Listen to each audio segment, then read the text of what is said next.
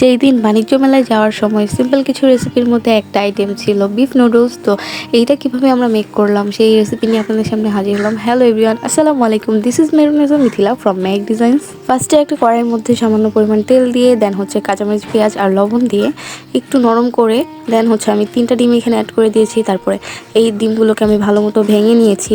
একসাথে সব কিছু মিক্স করে এইগুলো একটু কুক হওয়ার পর আমি এখানে একটা আলু অনেক মিহি করে এখানে অ্যাড করে দিয়েছি। আলুটা একটু সিদ্ধ হয়ে আসলে এখানে আমি মটরশুঁটি অ্যাড করেছি। দেন কিছু পরিমাণ পানি দিয়ে একটু সিদ্ধ হতে দিয়ে ফেলেছি। তারপরে এখানে আমি এক এক করে নুডলসের যে মশলাটা থাকে জাস্ট ওইটাই এইখানে আমি ব্যবহার করেছি। অ্যান্ড দেন এই সব কিছুর সাথে আমি মশলাগুলোকে 10 মিনিটের মতো একটু কুক করে নিলাম। এই তো সব কিছু মোটামুটি সিদ্ধ হয়ে আসছে। এখন আমি লাস্ট ওয়ান এখানে অ্যাড করেছি হাফ টমেটো। দেন আমি এখানে অ্যাড করে দিলাম সামান্য পরিমাণে টমেটো কেচাপ, যেটার কারণে কালারটা একটু সুন্দর আসবে আর খেতেও দারুণ লাগবে। এই তো এই সব কিছুর সাথে আমি এখন 4 প্যাকেট নুডলস ভালো মতো মিক্স করে নিচ্ছি। দেন এইগুলাকে আমি 10-15 মিনিটের মতো একটু ঢেকে রেখে দিব।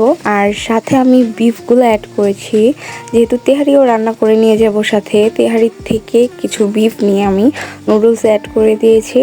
অ্যান্ড দেন লাস্ট ওয়ান আমি এখানে ফ্লেভারের জন্য ধনিয়া পাতা অ্যাড করে দিয়েছি।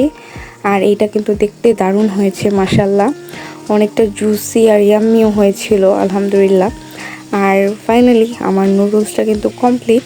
আজকের ভিডিওটি আপনাদের সবার কেমন লেগেছে অবশ্যই কিন্তু কমেন্টে জানাবেন। আর সবাই ভালো থাকবেন, সুস্থ থাকবেন, আমাদের জন্য অনেক অনেক বেশি দোয়া করবেন ইনশাআল্লাহ। আল্লাহ হাফিজ।